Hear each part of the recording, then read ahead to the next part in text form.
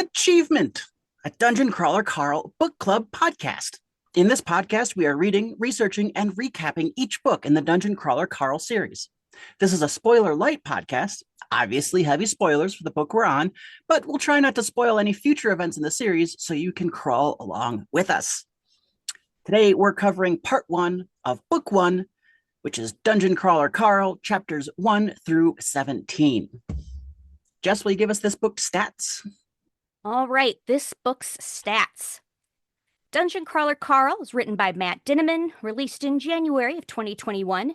The audiobook narration is done by Jeff Hayes. We will be listening to the audiobook and using the Kindle ebook for this series.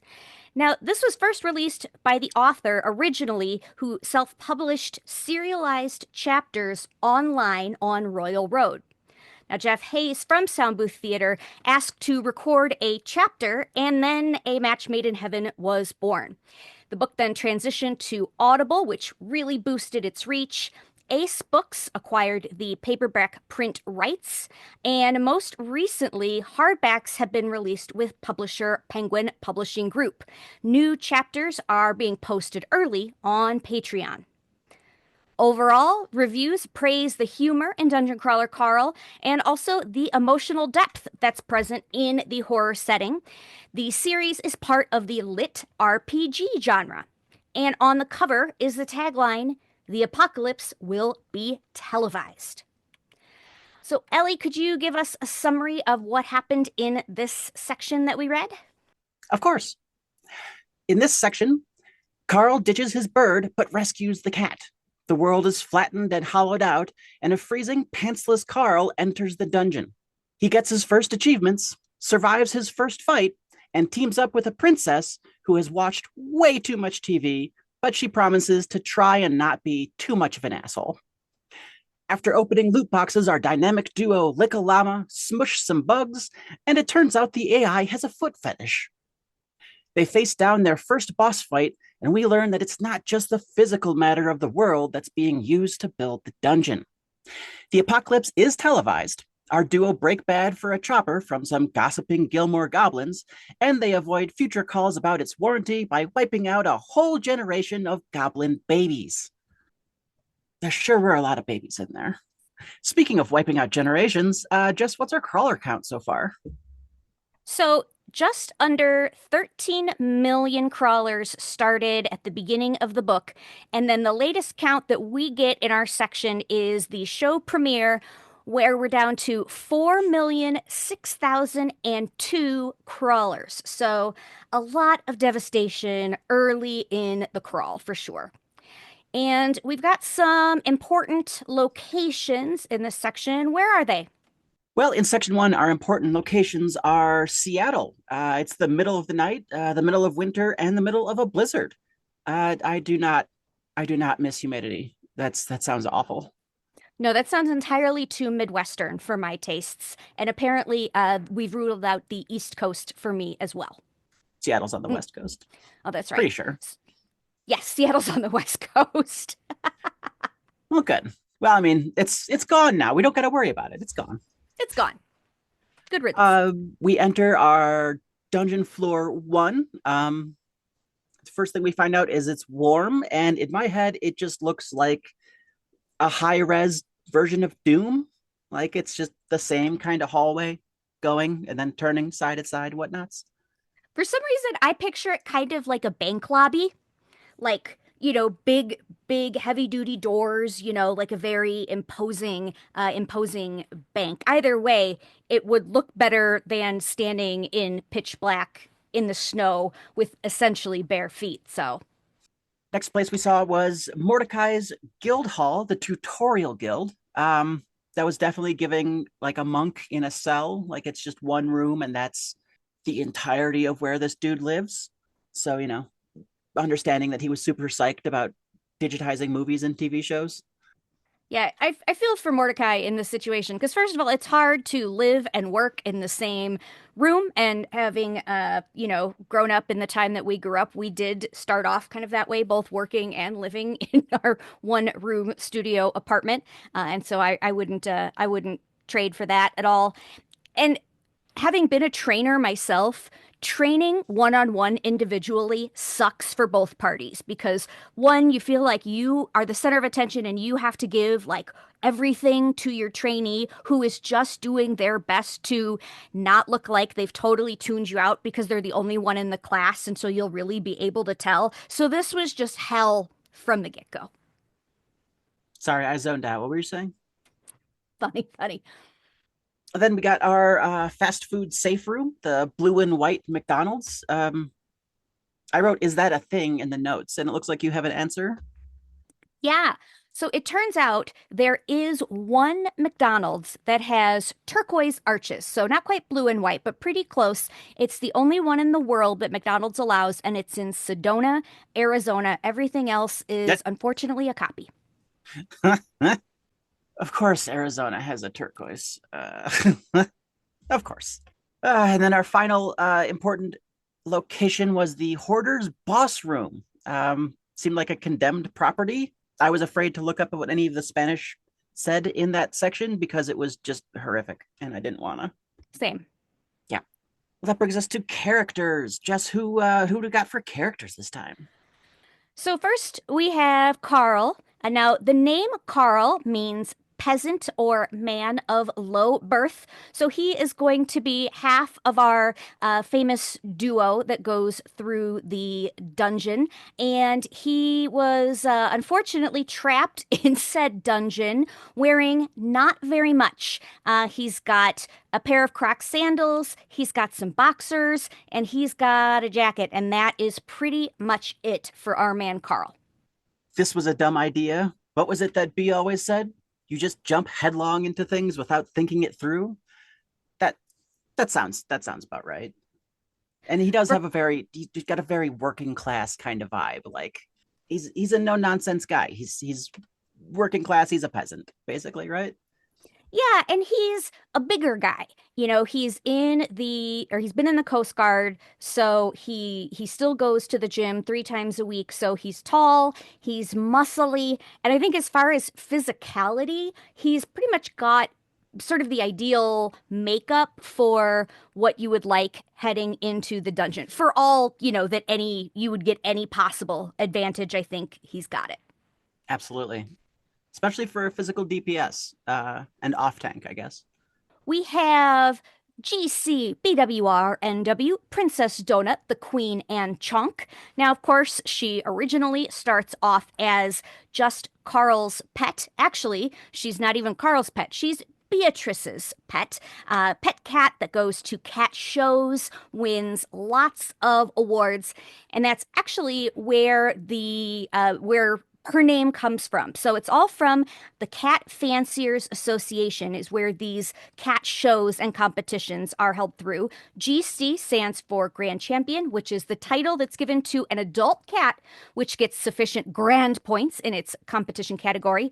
BWR stands for Breed Winner.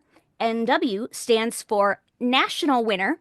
And interestingly, a registered cat's name can't exceed 35 spaces or characters, and Princess Donut, the Queen and Chonk, is exactly 35 characters. And so for those little tidbits, we want to give thanks to nearby Pop 3565 in the Dungeon Crawler Carl subreddit.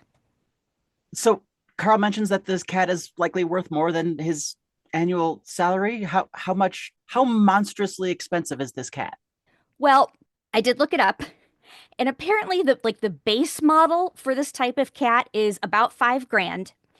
So Carl's salary is probably somewhere between 58 and 80K, according to Indeed, and he's a marine electrical technician. So either way, we're looking at like 63 to $85,000 for this cat, as far as what Donut is worth.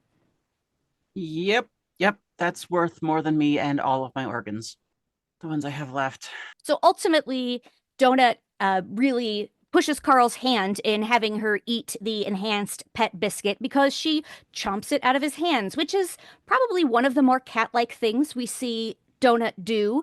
So she ends up being a full-blown crawler. So now she is Carl's equal. So I would say that probably in this case alone, this cat truly is worth that money.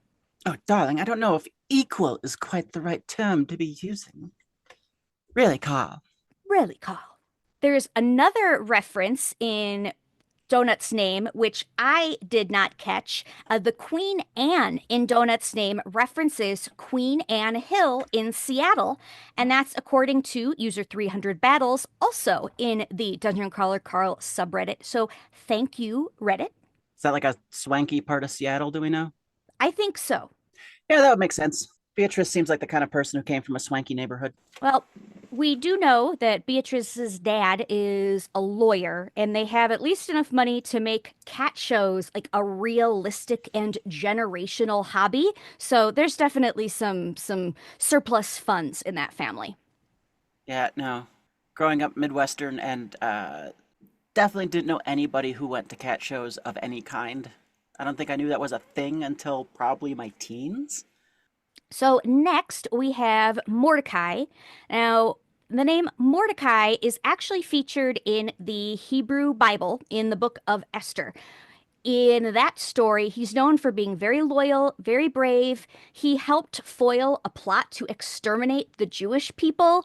So I think that really ties into what Mordecai does in this series, which is, he's there to guide Carl and Donut. He's part of the system, but he's helping them sort of work against the system, but within it. He's got to be loyal, he's got to be brave, and he's clearly very intelligent and wise. Yeah, and if you think about it, the dungeon itself is another attempt to exterminate the Jewish people, in that it's an attempt to exterminate all of the Earth people. So he's definitely helping to foil that plot. Yeah, and he apparently looks like Master Splinter, and I really don't think that is a coincidence or an accident. Like, he's there to be your wise sensei and guru because there's fuckery afoot and there's weird things, and you need somebody who knows what's going on, right? A guide, if you will. It didn't say he had a big stick, but I picture him with a big stick. It doesn't say he has a big stick. No. I always picture him with like a bow staff. I think if he had one, Carl would have been hit by it at least once. We would have had at least one time, one instance of physical contact in the safe room by this point. Well, we know that is frowned upon by the system AI. And I get it.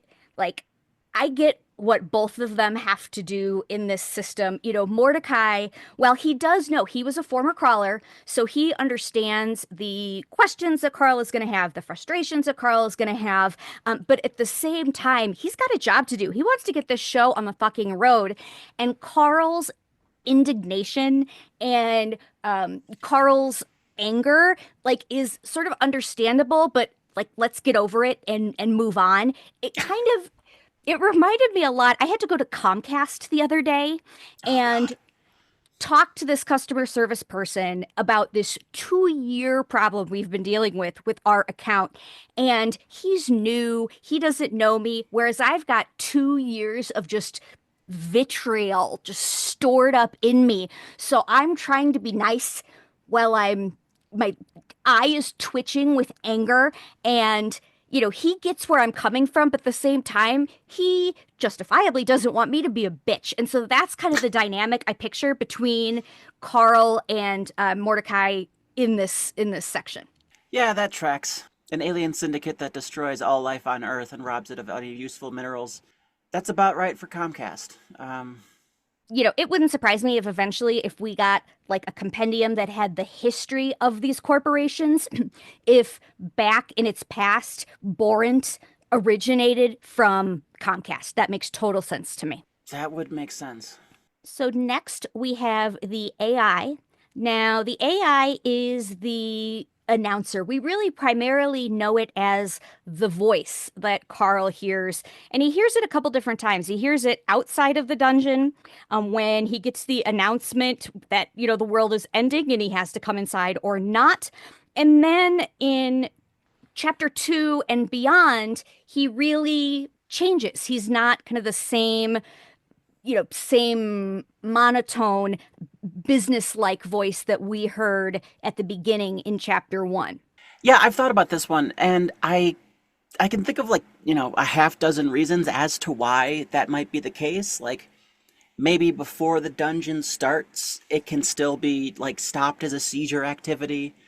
Um, Maybe, once it opens, the AI is open to, being changed by the events it's facing.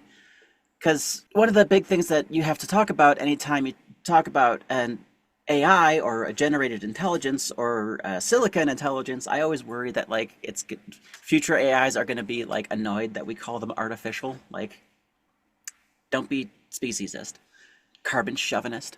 Um, the problem when you have an intelligence that runs on electronics versus an intelligence that runs on a pile of electric goop inside a skull is that the AI's subjective frame of reference for time is several orders of magnitude faster than anything we can actually experience just by the inherent limitations of our software and our hardware. Um, so between the AI giving this announcement on the surface and then everybody going inside and then the AI all of a sudden having this personality out of nowhere, it may just be because that AI just experienced like 10 years subjective time and a whole lot of stuff happening, including like, you know, people entering the dungeon, people getting killed in the dungeon. Like, a lot of stuff happens and that could affect a consciousness. Or it's just, this is the first book in a series and Matt Dinniman didn't want to screw with it that much. Or we're overthinking it, but that's kind of our job here. It's kind of like, so the AI in this instance is kind of like Doctor Who, who's very timey-wimey, and then the humans are like Lady Me, who can only absorb, she lives forever, but she can only absorb like a lifetime's worth of memories because she's just not built for anything more than that. So she's got her little meat bag in the skull full of memories, and then the doctor has all of time compared to us puny humans. Mm-hmm, mm-hmm, mm-hmm. Well, I guess the only other thing we really know about the AI is that he really, really likes feet. And I really feel like Matt's drawing on the parallel between like serial killers and having a thing for feet. So Ugh. maybe it's well, he witnessed several million people die in the course of a few hours. So maybe that twisted him a little bit. He's got a little bit of a foot thing because all the death. Maybe that's linked somehow in the generated personality that he has. Maybe I don't know. Well, as a white, middle-aged female, I am legally required to consume true crime content. Mm-hmm. So I have become a de facto expert on serial killers and foot fetish. And first, we have to say, not everybody with a foot fetish is a serial killer. However, many serial killers across space and time do have a foot fetish. So I would say that theory tracks. Gross. Gross. All right. Next character, we have our Babka. The Babka is kind of the caretaker of some of the safe rooms. Guess he's not in all of the safe rooms, but in some of the spaces that they encounter, you can get actual like food and drink in there. It looks like recycled bits of former restaurants. So he is presiding over the one that looks like the aforementioned blue and white McDonald's. And he, to me, I picture him essentially as like a cousin it who can cook anything because he's short and hairy and also happens to cook the most amazing food that Carl has ever tasted. And it seems like it's limitless what he could produce, other than the fact that he had a goat, but they took it for a future floor. So I think Cousin It, who is the best celebrity chef you've ever heard.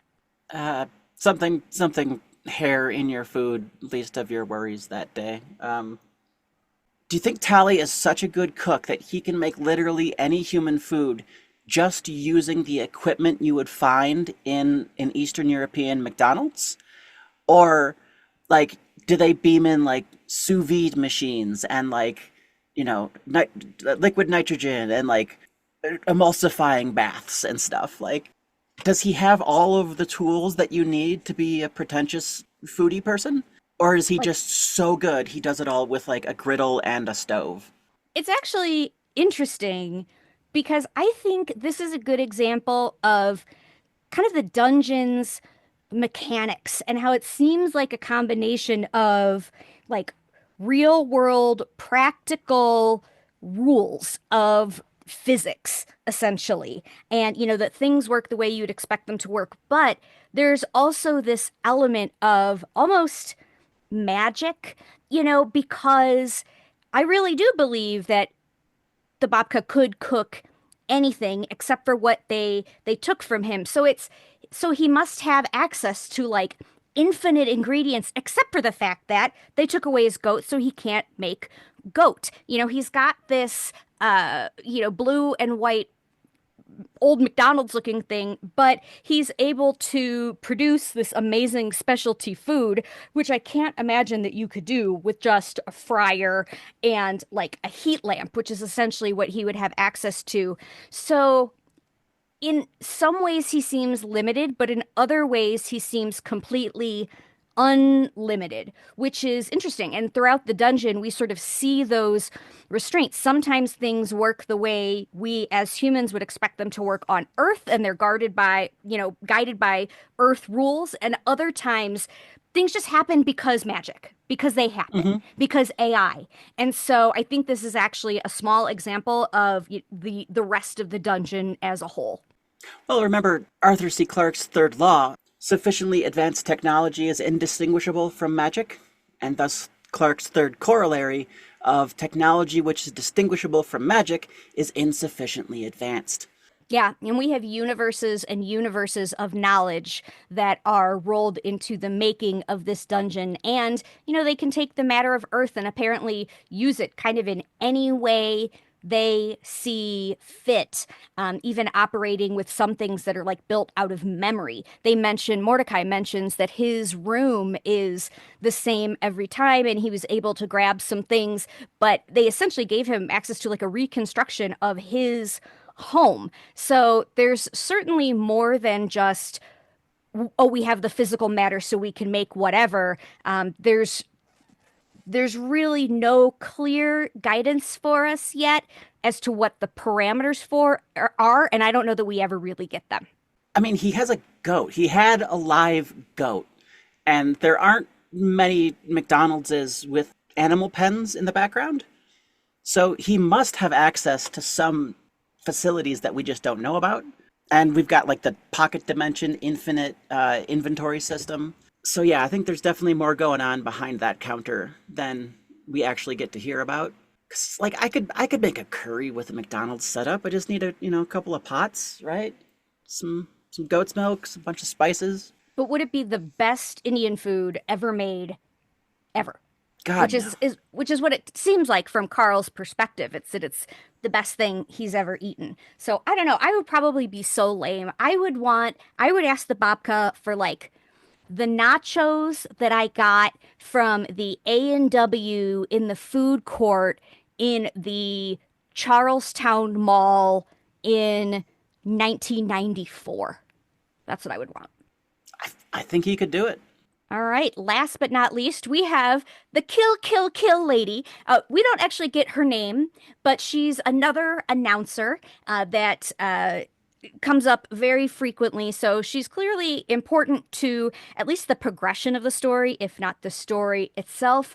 And I picture her like a QVC host or somebody Mm-hmm. who is like at the height of their customer service voice powers. She is going to be cheerful no matter fucking what. And even though she's announcing death tolls. And, she's talking about crawlers exploding. There's no reason to do that without a smile. And so, yeah, I kind of feel like I have maybe voiced this person in my past when I've been both annoyed and being paid and on a recorded line when I was doing a job. So I sort of sympathize with the kill, kill, kill lady. Yeah, because she comes on after the recap episode every day, and we get the patch notes. And so she's kind of like a mix of the /r/outside subreddit, where they, deliver like patch notes for reality. The memory bug where players would go through a new room and forget why they went there has been patched. So a I mix wish. between that and Maria Bamford's old bit about how the person talking to you at the temp agency, the more excited they are, the more horrible the job is. So, Carl, I have the best opportunity for you today. Looting fruit trucks in Guatemala. Now, business formal, so those heels are going to be a little bit of an issue. But so like that kind of level of like psychopathy, like she just can't be a normal person because she's happily talking about the extermination of an entire planet's worth of people as like that was a great Tuesday. Let's get back at it tomorrow. I think Matt knows that you have to lean in to the crazy of someone who can do that. I'm so glad you said that because I was just about to say I actually had that exact job that you were talking about in Maria Bamford's act. I worked at a You temp looted fruit agency. trucks? No, Oh, but I okay. I was the one who sent people out essentially to do that. I had to staff hammers, and hammers are people who come to work every day, and we needed them to dunk ham in ham honey and wrap them up for Easter or Christmas. So that was something that I had to do, and I would use that voice because it's a shitty job. I mean, it's just a shitty job. Not only are you on your feet all day, you smell like fucking ham. And there's just no way to make that glamorous. And not only that, it's like minimum wage. So, Hmm. it was just terrible. And the worse the job was, the more happily I sold it because I couldn't get on the phone and say, "Hey, I got a job. It's gonna blow, but it's better than sitting at home and making nothing," which is essentially the only selling point for any of these jobs that I ever got to offer people. So I totally get it. So yes, the psychopathy is real, I'm afraid. So now, in honor of the AI's love of all things feet, Ellie, could you take us to what we are lovingly calling Tarantino Corner? This time on Tarantino Corner, we have our first foot stuff related achievement. New achievement Podophilia. Crushing an opponent with your bare feet. The AI then announces, hey, that's my fetish. Seriously, keep doing it and you'll be rewarded. It's chapter 5. Shortly Hell yes. thereafter, we get that reward, which is the enchanted toe ring of the splatter skunk, which really starts the ball rolling on incentivizing Carl to stay barefoot. I'm so horrified by all of this because not only do I not have a foot fetish, I have whatever the opposite of that word is. I hate feet. I hate admitting that I have any. I wear socks almost all the time, if not shoes, because I don't want them visible. I don't want anybody's feet near me or on me. Forget about, like loving foot rubs from your wife. That is not going to happen. And so all of this, the further they lean into it, the more I'm just dry heaving in my car while I'm listening to this. Well, good, because we also got to the smush skill. We got that up to level 3. Killing with your feet. Your bare, beautiful feet. Taking your bare foot, placing it on top of a living, conscious life, and then pressing lovingly down until that life ceases to be. Is there a more noble way to kill? The amount of pressure you can bring to bear on an enemy with your unshod foot is increased by 10% for each level. Chapter 8. I hated every fucking millisecond of that. Just so you know. I'm the one who has to edit it. It's uncomfortable, and I'm going to be critical of that impression. Well, because Jeff Hayes does a wonderful job narrating, but he's just a little slow, so I tend to listen to it at like 1.5 speed or like 1.7 if I'm just kind of go back over. But it screws up my impressions because I have the wrong file in my head of what that sounds like. It also Like messes with your cadence. yeah, it's new achievement. New achievement. Oh, yeah. See, Yeah, I it's a usually very, listen very. to him at like double speed. It's also, I think, a sign of a really good narrator that even if you speed up all of his different voices, they all still work really well. So, like, he goes low enough for the lows and high enough for the highs that they don't sound particularly weird. I was actually reading or listening to an interview with Matt Dinniman over the weekend, and he mentioned that people still to this day come up to him and ask, why didn't you credit all of the voice actors in the first book? Because they are insistent that there is a female narrator that is uncredited, and they'll try to guess who it is, because it's just those characters sound so differentiated and so believable from Mr. Hayes. So yeah, he truly is a genius. The only member of the Bob's Burgers family that's voiced by a woman is Louise. It's entirely possible to just know what you're doing and modulate your voice accordingly to sound like, different kinds of people. But it is impressive nonetheless. Then our final entry for Tarantino Corner was again in Chapter 8, when Donut says, "It sounds to me like the computer fancies you. Or your feet, at least. We'll need to take advantage of that. It makes me uncomfortable."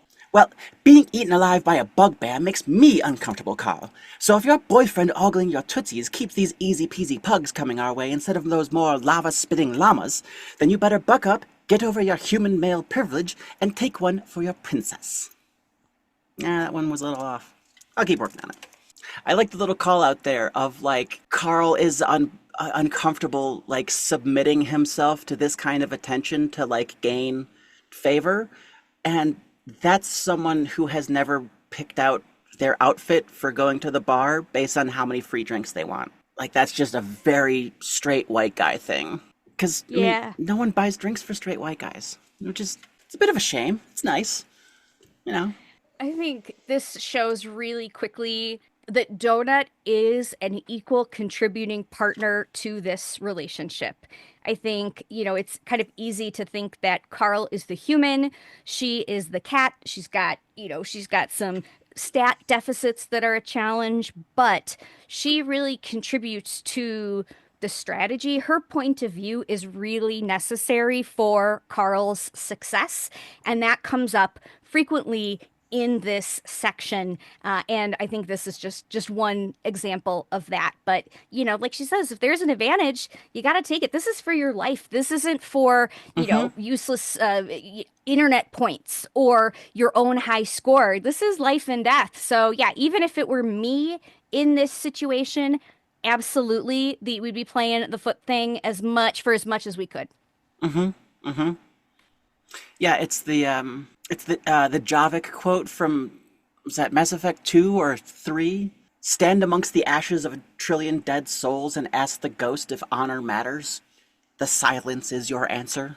Like, when you are fighting for your life, you are fighting for your life. The stakes could not be higher. So, yeah, use everything you have. Stuff the bloody Marquis of Fantea. And as my grandmother always said, no matter how big the fucker is, they all have a neck and a groin. A neck and a groin. I know it wasn't printed like this, but in my head, I heard bend over and take one for your princess. And I think that is really the spirit of what she's saying here. And I agree. Absolutely. Absolutely. Well, I know that segment is the opposite of your favorite, so let's move into favorites. Our favorite achievements. Jess, what was your favorite achievement? New achievement. Level up, baby. You've received enough experience to gain a level. Reward? Leveling up is your job. You don't get rewards for doing your job in Chapter 5. Because that, to me, just seems like life, So I get it. Another day, another box of stolen pens. Mine was in chapter 2. New achievement! Why aren't you wearing pants? You entered the dungeon wearing no pants! Dude, seriously? It's setup and it's foundational to the character. And it's really nice to just take a moment and relish in it. Because this is going to keep going for a few books. I don't know if you guys have noticed. There's more than one. The pantsless thing. Mild spoiler, but at least for the rest of the book, the pantsless thing continues. I would have picked that if you hadn't gotten to the outline first. I can just hear that one in my head. All right. So those are our favorite achievements. Now we got some favorite quotes. And mine is sort of split. We've got the last line of chapter 10 is Carl saying, I prayed it wouldn't blow when it hit the ground. The first line of chapter 11 is, it blew when it hit the ground. Because of course it fucking did. Like, of course it did. Of course it did. That's the other part of the dungeon runs on logic and rules. But at the same time, one of those rules is the rule of cool and the rule of hilarious. Because this is a for-profit endeavor in the entertainment industry. And if it's entertaining, it's probably going to happen. Because that's the point. Yeah, the spectacle sells. The spectacle sells. If it bleeds, it leads. Speaking of, last line of chapter 17. Oh, that was a terrible transition. Yuck. Yeah. But go ahead.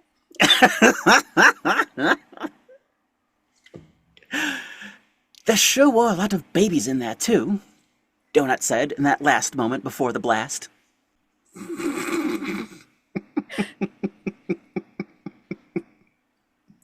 Yeah, and it's funny. As I was going over reviews to put in the first part, I came across somebody who really does not like this book, and they specifically highlighted this line as being like the worst and the most gratuitous, and this is probably the hardest I laughed in the book. So, like, I could not possibly disagree with the viewpoint of that person more, because I thought it was great.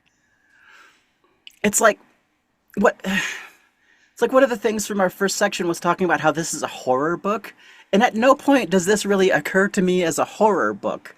Like, a horror book is you're in a cabin in the woods and somebody's got a knife. This is just a video game, but you happen to be alive. But I guess if you actually contextualize that, you are literally you're like a gladiatorial slave. Like, your options are die horribly or kill horribly. We are the worst for laughing at this. We are simply the worst. But, you know, if you're able to accept that, the series is great. And my self-esteem has been low enough for my life that I didn't even question this one. I just giggled. Honorable mentions go to Goddammit Donut. Several times throughout. And then, intelligence told you that bike belonged to a police officer. Wisdom told you not to urinate on it. I love the stat breakdown and the explanation of what the different stats do, because I've been playing these kind of games my entire freaking life. So seeing them recontextualized in a way other than like the tomato metaphor is really quite good. Well, now let's look at the vast amount of references in this section in our segment, Are You Smarter Than a Crawler? Jess, want to run down the references for us?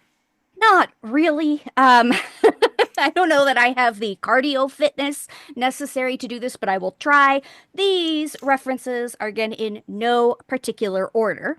But in this section, we have Crocs, PlayStation, Lewis and Clark, Pathfinder, Dungeons and Dragons, The Matrix movies, Jean-Claude Van Damme, Incels, Teenage Mutant Ninja Turtles, College Football, The Wizard of Oz, The Hobbit, Blockbuster Video, James Bond, Survivor, Running Man, Sony brand RMVLZ 620 Universal Remote Control, Night Gaunts, Batman, Harry Potter Hula Hoops, Splatter Films, Frogger, Call of Duty, Marlboro Reds, Zippo, Circle K, Dollar Store, Victoria's Secret, Charles Bronson, Lifetime, HGTV, Monster Energy Drinks, A-Team, Gilmore Girls, Hoop Cola, Warka, Monster Trucks, the 1920s, Roman Coliseum, The Terrors of Errol, EDM, Godzilla, Basket Case YouTube, Oscars, CGI, War of the Worlds, Ripley's Believe It or Not, Brillo Pads, and Twitch.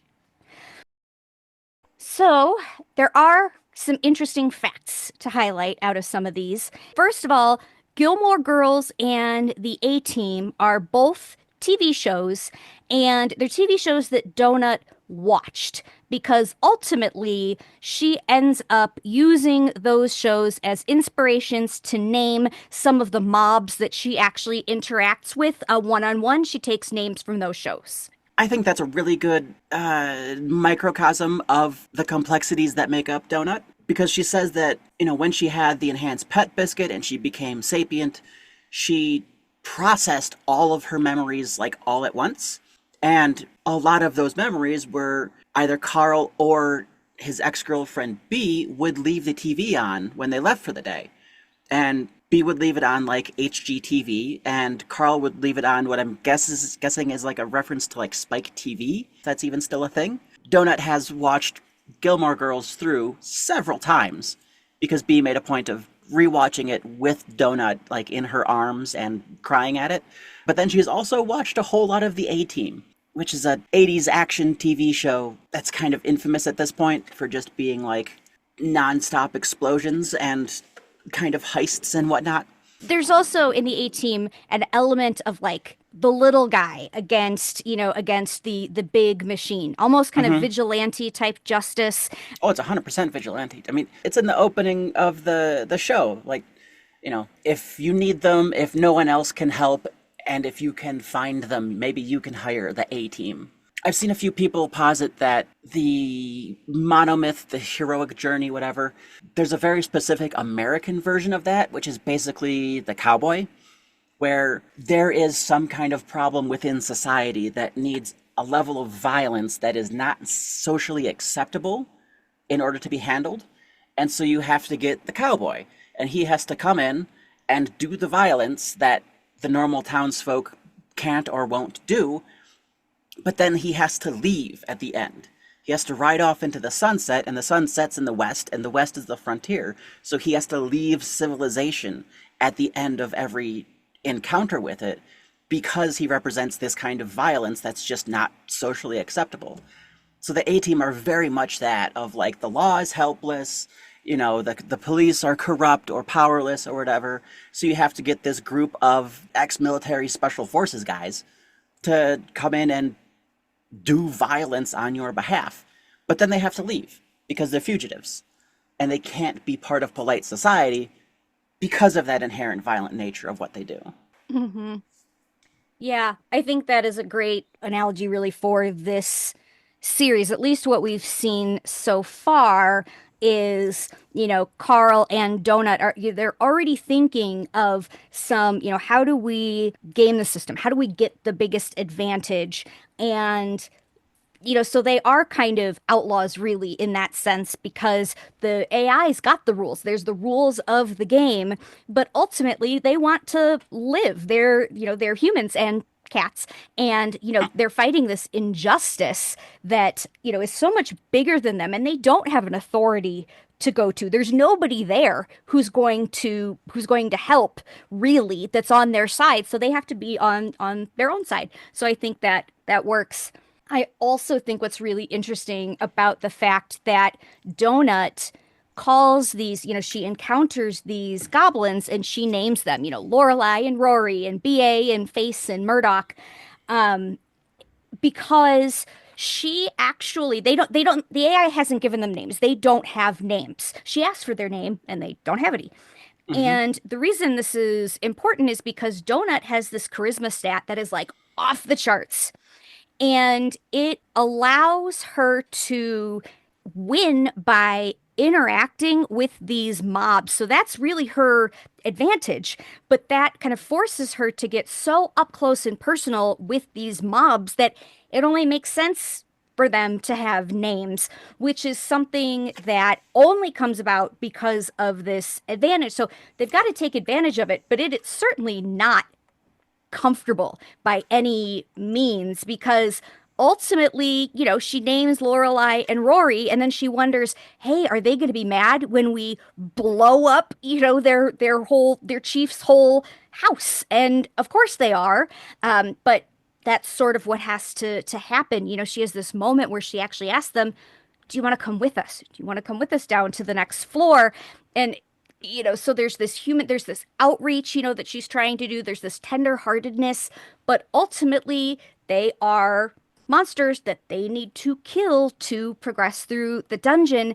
And that is really, really striking. It comes up specifically later where they they straight up say, like, by using this method to win, we are also exposing ourselves to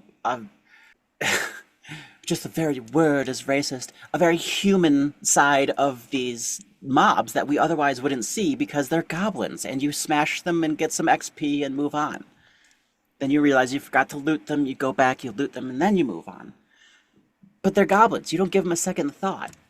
I mean, as far as humanizing, racist, as far as humanizing classical monsters and villains, goblins are pretty far down there, mostly because they're like worthy of contempt.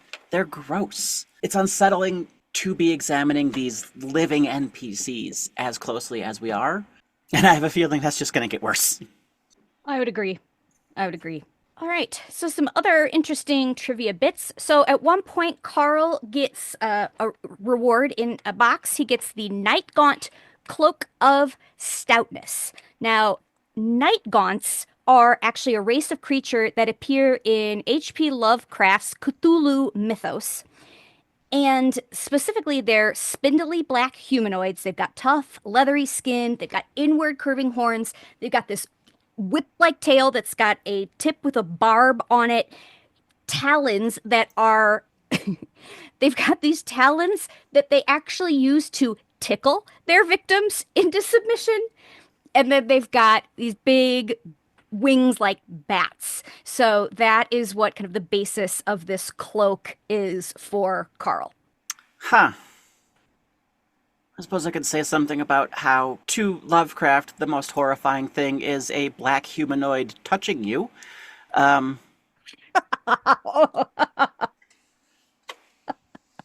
guess that's up there above, like, a black humanoid sharing an elevator ride with you. So... Yeah, gotta really separate the art from the artist on that one. Ugh.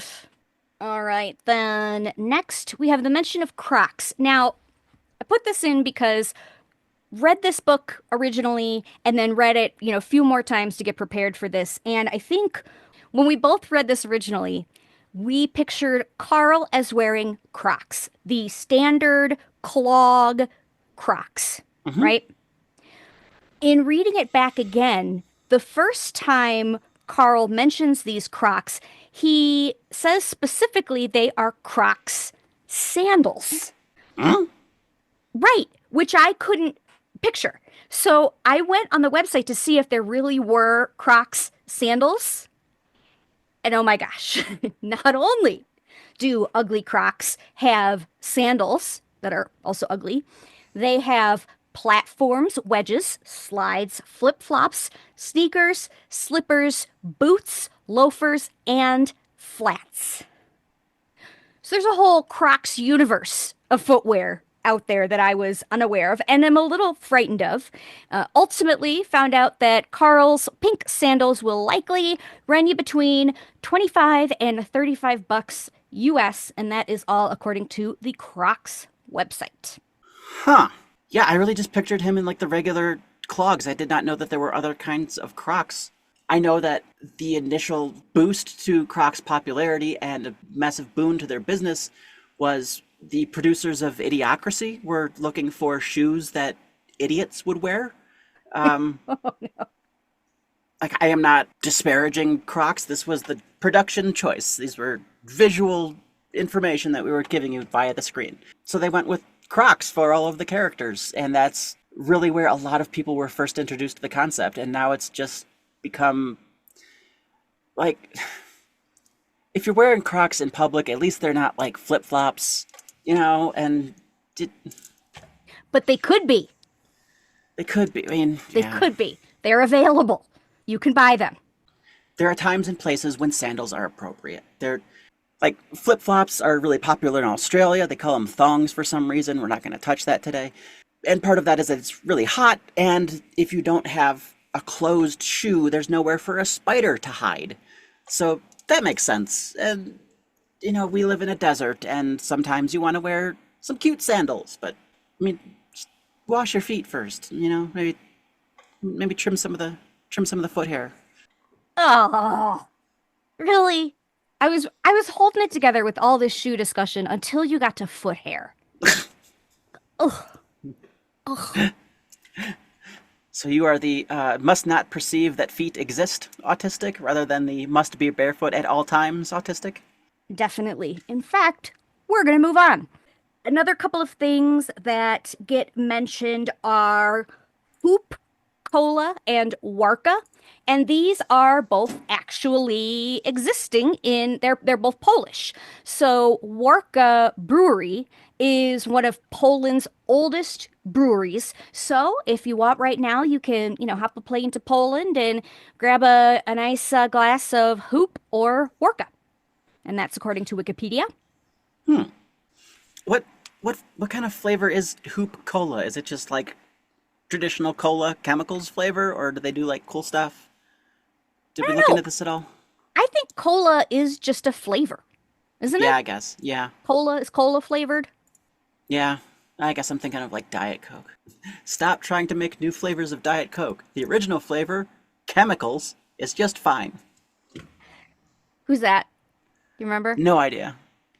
They've got, I mean, I guess they've got cherry Coke and like vanilla Coke and stuff. So I guess you can have cola flavors, but I didn't go that far down the rabbit hole, so I just know they have cola flavor.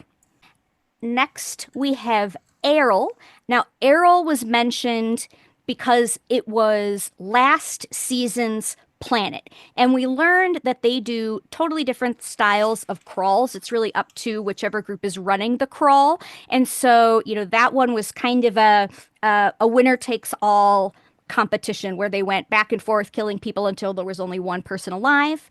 And what's interesting to me about Errol is that it is actually the name of a fictional planet by Frederick Starzl in 1931.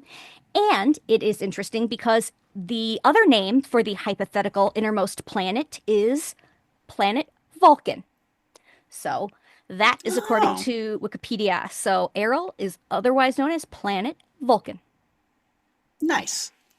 I'm going to guess it is very far from our last Star Trek type of mentions in this, 7 book series, I would say. Yeah, there's going to be one or two more Star Trek references that I can think of, but none I can talk about in this episode. Moving on then. They mentioned a serial killer movie. He says, in a serial killer movie, like that won Best Picture. So I looked it up, and there's only one serial killer movie that has ever won Best Picture, and that was Silence of the Lambs. It won in 1992, and interestingly, it is considered to be the first and one of the only horror movies to ever win the award. And that is again according to Wikipedia. The general public doesn't seem to like horror movies, or at least it's not pitched that way. As a result of that, actually, a lot of independent and smaller filmmakers really get their start making horror movies because the bigger studios just won't do it because they don't think there's enough money in it. But, if you're a young filmmaker or if you're a smaller production company and you really want to cut your teeth on some stuff, there's a lot of horror movie scripts floating around that you can snatch up for not a lot of money. And a lot of them are apparently quite good. Not really my thing, so I can't really comment. But yeah, no, lots of corn syrup and red dye. So let's move on to our next section, gratuitous violence. Else? Gratuitous violence, scenes that were particularly gross or gratuitous. The entire fight with Hoarder, just the entire thing. It's so gross and so gratuitous and so upsetting that Matt Dinniman intentionally puts a language barrier up between us and the subject of the horror. And it's not, it's not a very high barrier. She's not, speaking Navajo. Lots of people can understand at least enough Spanish to know the horror, but that's definitely there on purpose, and it's there as a choice. When you first had me read these books, I was listening to the audiobook while I was walking our dog, and I got to this boss fight scene, and I just stopped walking because it was upsetting, and it's terrifying, and it's disgusting. And after a few minutes, it clicked that it's all of those things on purpose. Because we really, really, really, really, really want to hammer down the idea that the dungeon is this giant evil entity that just turns suffering into money. And not just the suffering of the crawlers, but the suffering of, the people who didn't survive the collapse. It's a plot point I put in the plot summary that it's not just the physical matter. This woman's consciousness was moved or kept into this transformed horror where, she, ugh, ugh, oh, heebie-jeebies. It's gross. It's gross. Yeah, this to me is the roughest section in the whole series. The first time I read this or started reading it, I I don't know if I wasn't paying full attention, but I really keyed into this section and I just thought, I don't know if I can do this. Once I went back and started to pick the humor out of the gross, then of course I was addicted. But remember enough high school Spanish that I could recognize that she was saying, "Help me. I don't know where I am." And it was gut wrenching. I didn't want to look up the rest. I didn't want to know. I don't know if I would be able to read the books further if I did, but it was really disturbing. I think it's good, really. It's a good litmus test, I think, for the rest of the books because I haven't read anything so far that is as bad as this was. So to me, it's so disturbing. It's so just emotionally jarring. It gets it out of the way early, but if you can get past this, then I think you will likely enjoy the rest of the series because to me, hands down, this is the most disturbing scene in any of the books. Yeah. Yep. Nope. That's really gross. We're moving on.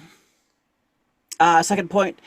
Goblin shamankas, in order to graduate from Shamanka University, have to pick two. They have to fuck, cook, and or eat their parents. I think we got another very intentional taboo crossing. Just again, really hammering home how despicable and gross goblins are. He specifically mentions that most of them don't pick cook, meaning they fuck and eat their parents. Other than a tartare here and there and some sushi, I really, really frown on, raw meat. So the fact that people leave out the cooking step in order to fuck their parents is so, I can't believe those words have come out of my mouth. It's so disturbing. Well, Jess, don't be racist. I mean, human tongues can't really taste the, long proteins in raw food. That's why the Maillard reaction exists. That's why you sear the outside of the steak to seal in the juices. No, you're breaking those long protein chains down into smaller molecules that our tongue can detect. I imagine goblins can taste raw meat, so it's nowhere near as gross. But then they also... I beg to differ because you notice what isn't in this list? Kill. It's fuck, cook, and or eat. There's no killer. So that, Papa sushi roll might be the best roll ever to have eaten. The problem is it's probably running around the room from you while you're trying to eat it. So yeah, I find this incredibly, incredibly disturbing. Mainly, I mean, for no other reason than I don't want to have to work that hard to get to my food. I'd like it to be stationary. Oh. Well, I just got grossed out in the gross out section, so let's go ahead and move on. They also mentioned that the goblin shamankas have bad breath, which could just be that they're gross and goblins, or meth mouth is a thing where the meth itself kind of degrades your gums and your teeth, and then also if you're on a lot of meth, you don't tend to brush and floss very often. So, yeah, let's okay, gross. All right, let's move on to our next session. Boss battle: print versus audio. Got some differences between the print and the audio for us there. Things that I didn't even know happened.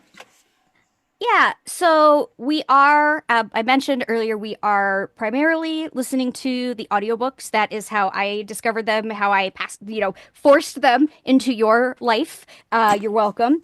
But we did for the series, or for this podcast, got the Kindle version. And so we're not going to pay for that twice. Amazon does not need more of our money. So I will be taking a look at the print edition as we move along. And one of the things that's really interesting is there is in the print version, there is a quote that isn't in the audio version, and so it's an epigraph. It's the right before you start. Then it's Rome will exist as long as the Colosseum does. When the Colosseum falls, so will Rome. When Rome falls, so will the world. And I thought, first of all, it's interesting that that's an interesting quote, for this series, because to me, the Colosseum is like the crawl. And as it says, if the Mm-hmm. Colosseum falls, so does everything, because the Colosseum really is at the heart of society. And so if that goes, Rome goes, with Rome goes the world. Now, in this universe, it's really the crawl that is at the center of the universe. So I think that, to me, that's how I interpret it anyways. If the crawl goes away, if the crawl falls, there goes the rest of the universe. And I think, this is, again, spoiler light. I think, though, this does become truer and more clear with each book, but that's how I see this particular quote. So I do think it's interesting that that we got a chance to consider this by taking a look at the print version. Now, do we have any thoughts about this quote, or as to why this quote wasn't included in the audio? Either one? I haven't really thought of why it wasn't in the audio, partially because I learned about this like an hour ago. But also, I think there's a handful of ways that this could be interpreted where, famously, bread and circuses were there in Roman society to appease and distract the population from the corruption of the rest of society. And if you were to take away those bread and circuses, supposedly then the injustices upon which society was built would be laid bare and people would do something about them. And without those injustices and inequities, society as they knew it, particularly the person who gave this quote, who lived in a very hierarchical society, they would see that as the end of society. Whereas we might see the end of the Colosseum as like, oh, good, people are no longer dying for our amusement. That's not necessarily where they're coming from when they're part of this system and it's built into them. So, yeah, I think the Colosseum is kind of our stand in for culture as a whole.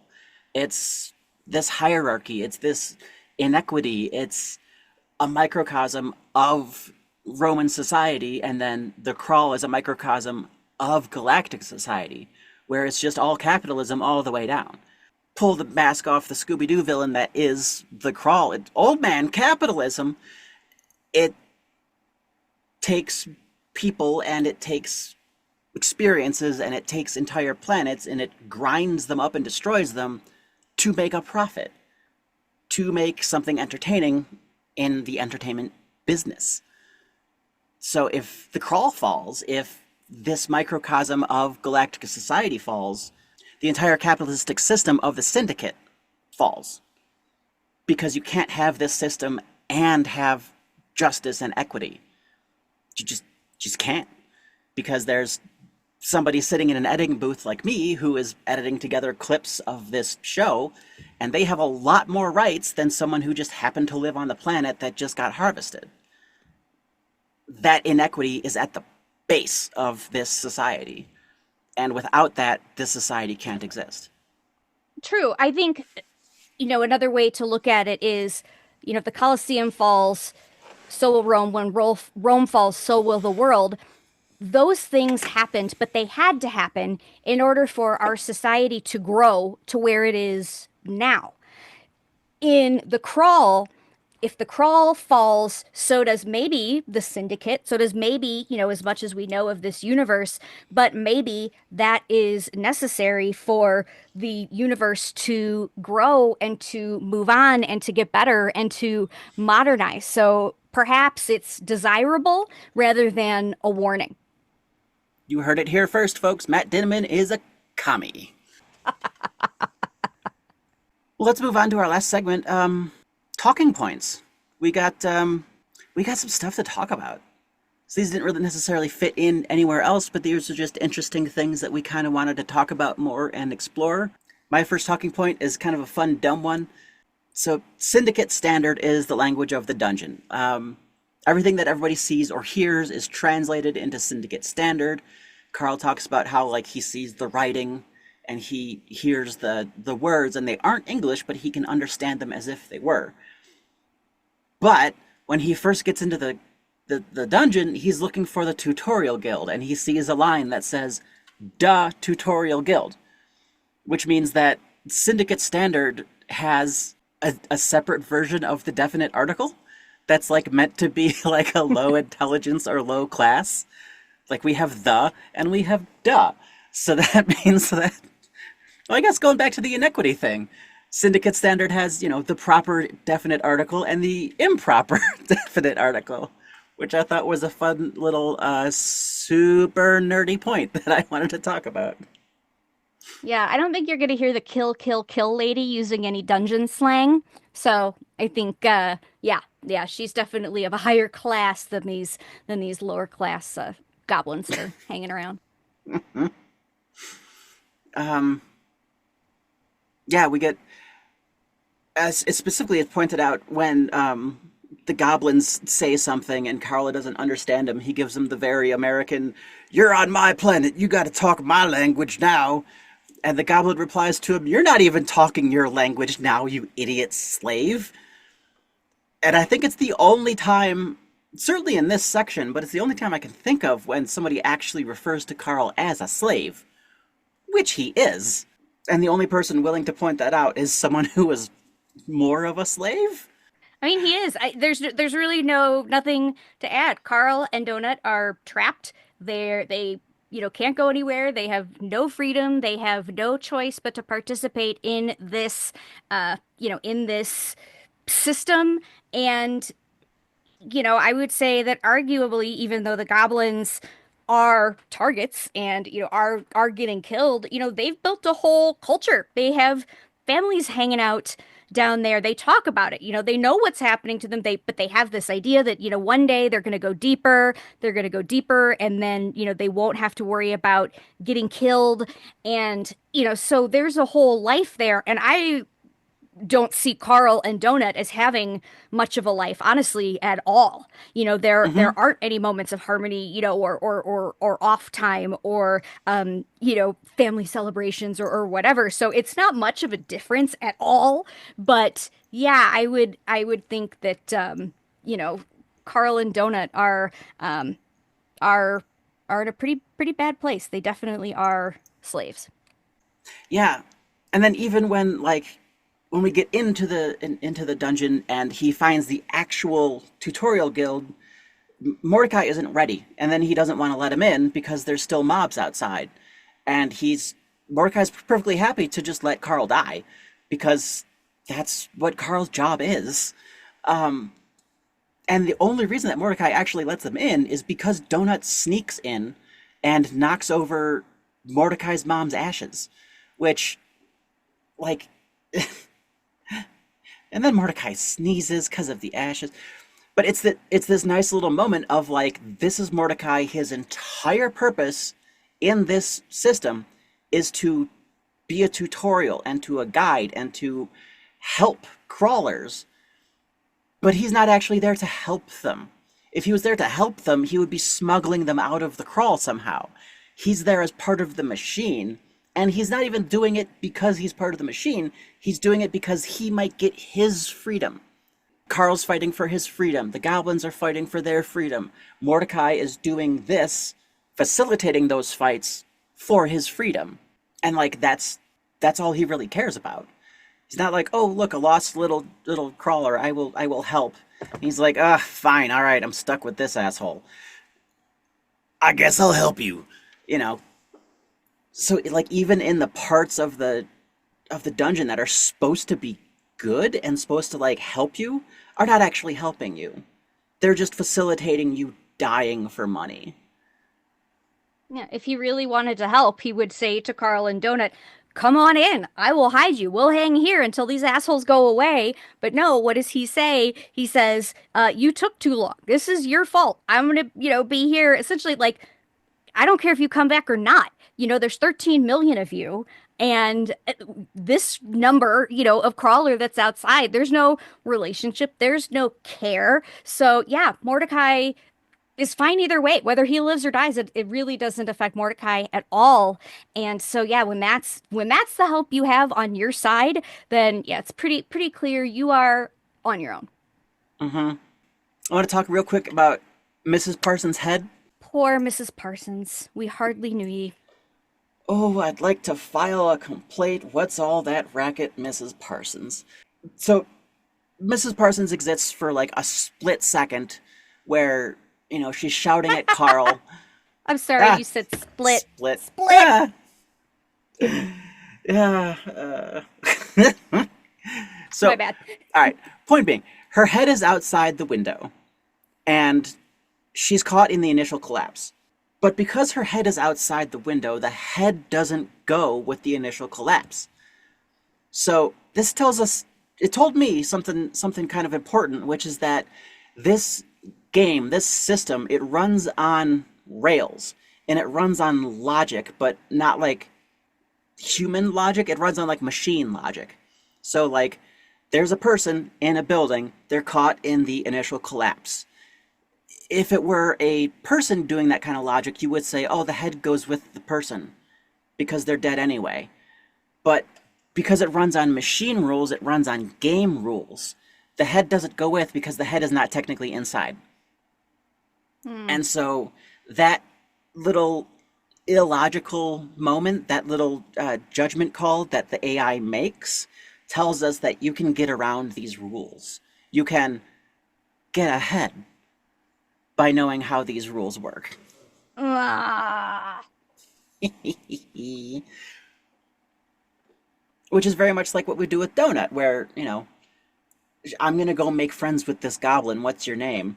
I don't have a name. You know, okay. Well, normally it doesn't need a name, so it wouldn't get a name because it's running on logic.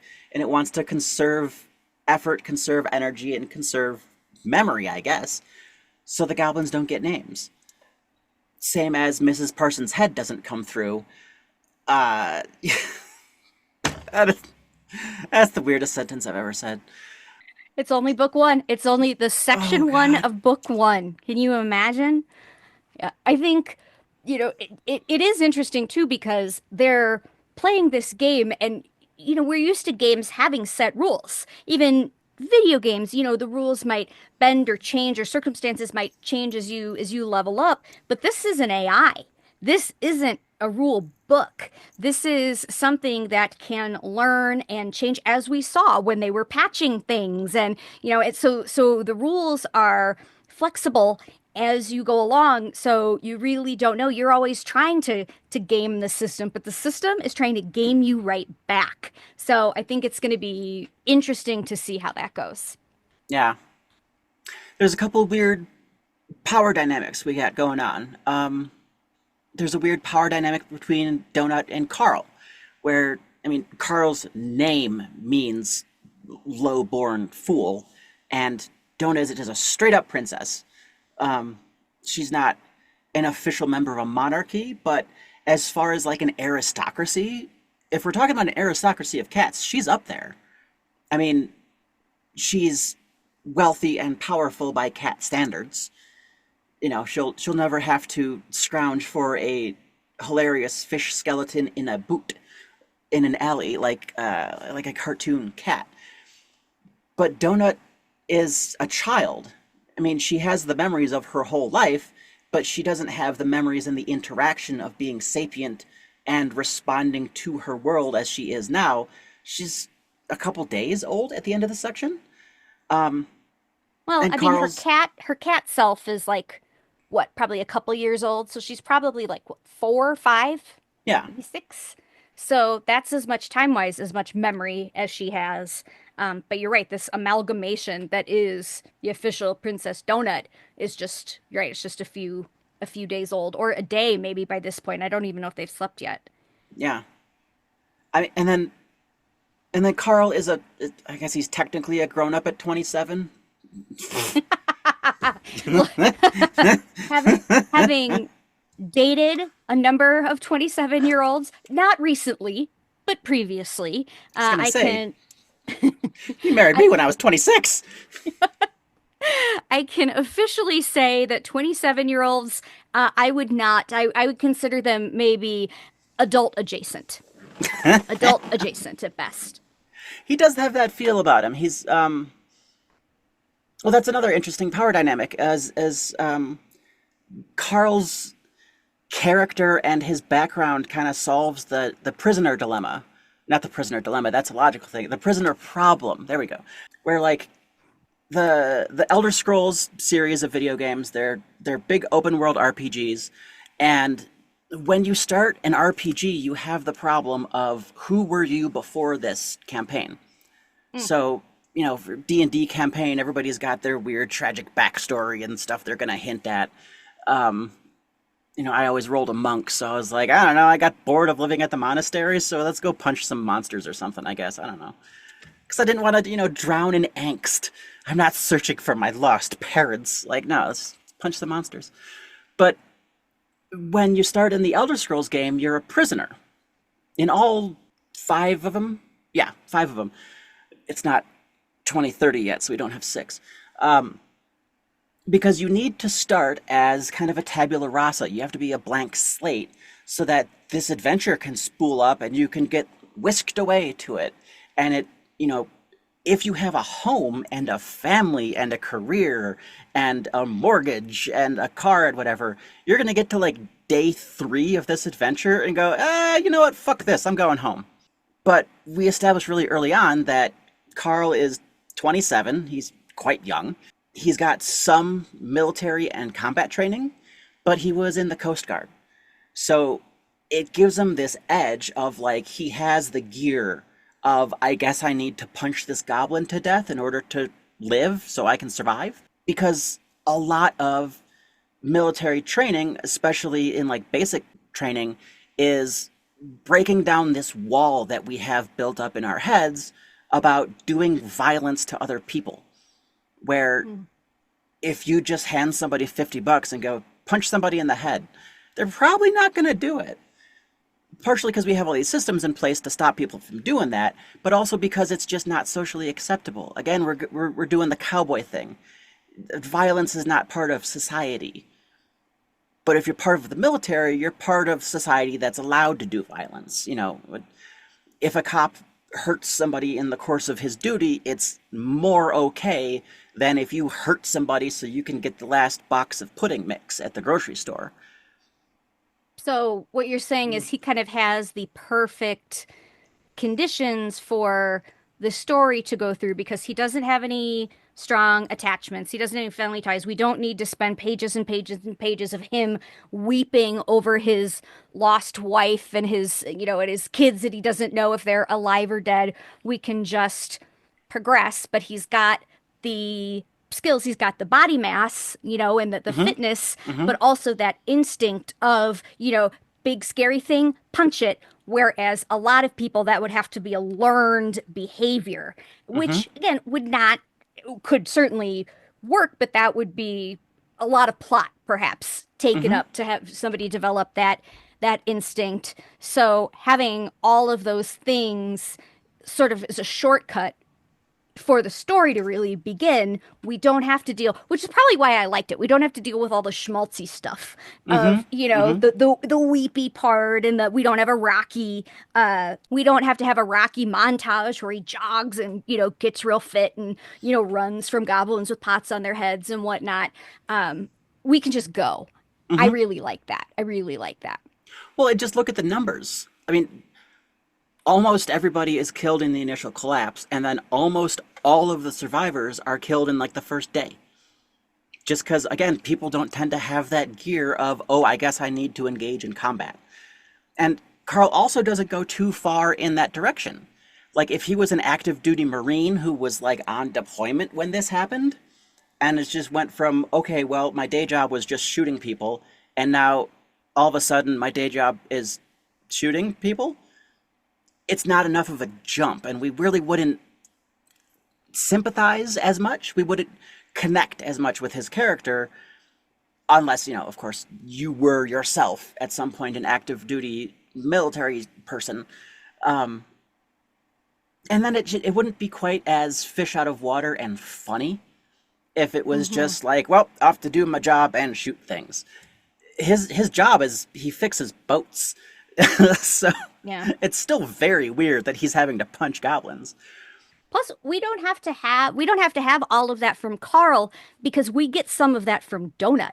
You know, she's got this skill that allows Mm-hmm, her mm-hmm. to talk, you know, talk to people and this use her charisma.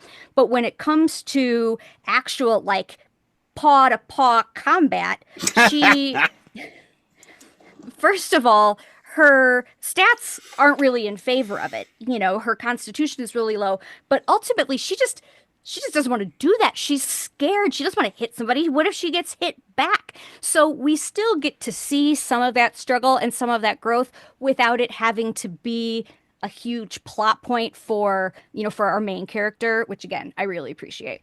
Yeah, yeah. Statistics. Wanted to touch on statistics real quick. Stats.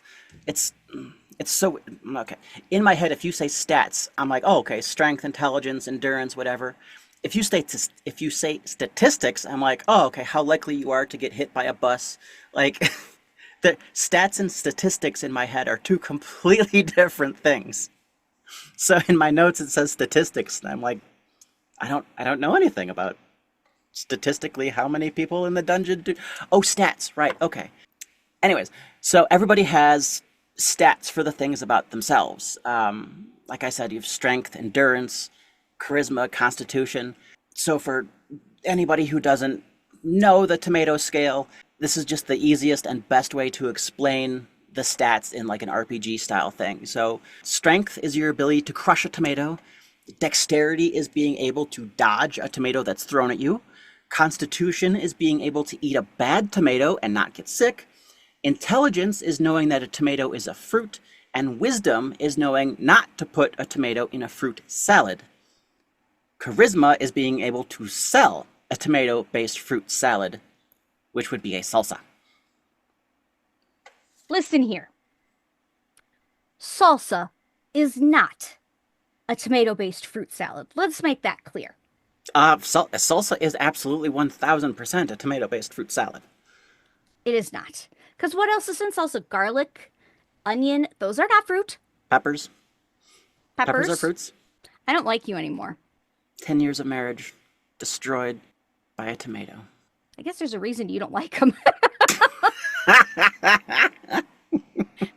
We knew it was going to be your downfall sooner or later. Tomato! Look, you're I hate feet autistic. I hate raw tomato autistic. It's just goopy and gross, and it's not okay. It's not okay. Fair. Last talking point I had was the gore. My video game addled brain writes out the gore. It slides over it. I've had to go looking for it for, you know, this episode and making notes and whatever, and there's stuff like the roach exploded like a soccer ball full of tapioca or something. And I clocked it and I heard them say that, but my brain just didn't really register it. The same way that, like, I've got an unarmed build character in Fallout 76, and one of the perks to make my character work is Bloody Mess, which gives me like plus 15 damage. But it also means that sometimes when I punch a zombie, it explodes into gory chunks. And when that happens, a couple times a day, I don't think, oh god, awful gore. I think, ah, damn it. Because now I gotta find the chunks so I can go loot the zombie. So, like, I'm still sensitive to violence and, upset by bad things happening. But I think specifically the depiction of the gore really just kind of water off a duck's back. It doesn't stick with me. Or blood off a duck's spine. Yeah. Ugh. Well, I was thinking about this because I'm remembering back to uh like I think I was playing Mario games, but Mortal Kombat had come out. And there was a Hmm. lot of discussion about the gore in Mortal Kombat. Because I think, there's a finishing move where somebody reaches in and pulls out somebody's spine and holds it up. And, Hmm. I mean, with the horrible graphics, I doubt you could even tell, exactly what it was. Hmm. So, that's kind of where I came from and where I started.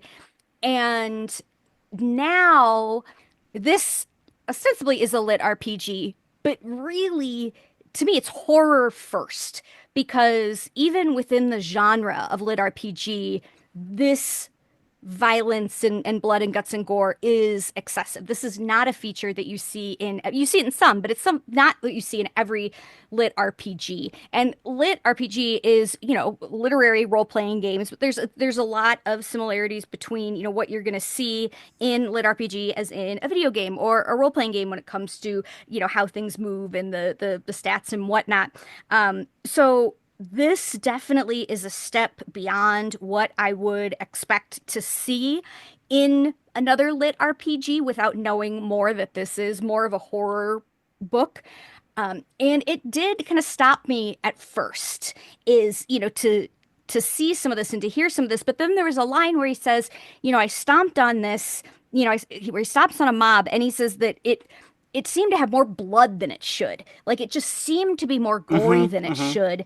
But again, this is entertainment for everybody. So, the more splatter, the more gore, then the better it's going to play for the audience there. And I guess for the audience here. So it was a little bit distracting for me. I don't have the same background that you do in video games and things like that, and I really don't watch many horror movies. So the gore is something I noticed, but now, I just kind of play it when it's played for laughs, I can appreciate that, and then Well, that otherwise it sort of just goes yeah, in and out. Yeah. that's the thing though, is that it's played for laughs. I can think of a couple other points in a couple of books down the line where something absurdly gory happens, and I just stood I stopped what I was doing and laughed like a maniac for a Hmm. good 30 seconds to a minute because of ridiculous gore. So it doesn't feel like bad gore. It feels like silly gore. And I think that's a big part of why, like, it just goes past me. Like, they get to the first safe room and Carl takes a shower. He said he stood there until the water stopped running black. Ugh. It's gross. That black is goblin blood. That black is other blood. Blood dries pretty dark, kind of blackish, kind of brownish. Um, and it's kind of like, well, it's canonical Star Trek that Klingons have bright pink blood. And the reason for that was they wanted to get a specific rating for Star Trek 5. And several Klingons get shot in that movie, and they couldn't have that much red blood because that counts worse than pink blood. Also, then, spoiler, at the end, a Klingon assassin gets shot and his blood isn't pink, and they're like, oh, it's a human with a mask. So it's kind of, it's again, it's not serious gore. It's pink Klingon blood because plot. So that's all I had to say about. No, I have tons of things to say, but we only have so much time. A long podcast series. We got at least 7 books, and I bet the 8th one will be out by the time we're done. So, Oh, good God. All right, well, that brings us to our last segment, our community discussion questions. Jess, what do we got for this week? so for our discussion questions, this is a question I will ask, and we will each give our answers right now. But we would love for you, our community, to give us your answers as well. So between now and next week, if you could shoot us an email or post on one of the places that you can find us, we would love to talk about your answer next week. So our question is, if you could have one dungeon item or ability, what would it be and why? Else? Um, I just want the UI. Like, I just want the augmented reality UI with the inventory system. That would be amazing. That would be the greatest thing that has ever happened in the history of ever. Like, I don't have to carry groceries inside because I just have to walk up to the thing in the grocery store and pick it up, and then it's gone. And then just go back home, and then just, boop, up there it is. That'd be nice. Yeah, no. That's sufficiently advanced technology, please. And thank you. Yes. Especially because we live on the 4th floor.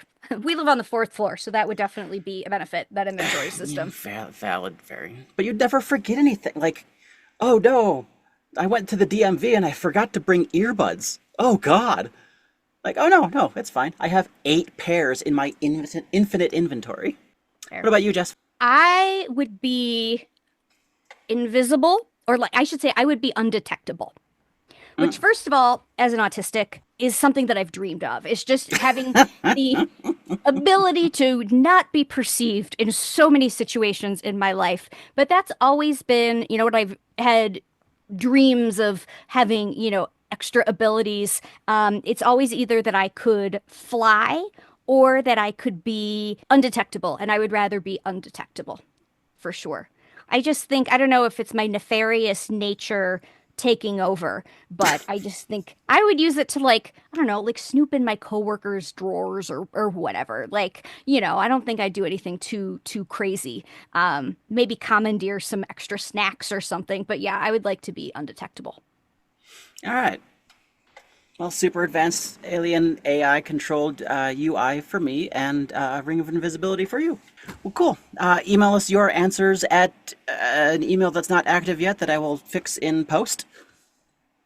And we will discuss the best ones and probably the worst ones on our next episode. Speaking of, our next episode will be Section 2, which will be chapters 18 to 34. You can look for that in a week, 2 weeks? I don't know. Until that next episode, please, if you like our show, rate and review us on Apple Podcasts. Recommend us to your friends. If you don't like our show, recommend us to your enemies. We're not picky. Hit us on Apple Podcasts, like, comment, subscribe on YouTube, rate us on Spotify. Just, tell us that we're great. But until next time, be sure to get out there and kill, kill, kill.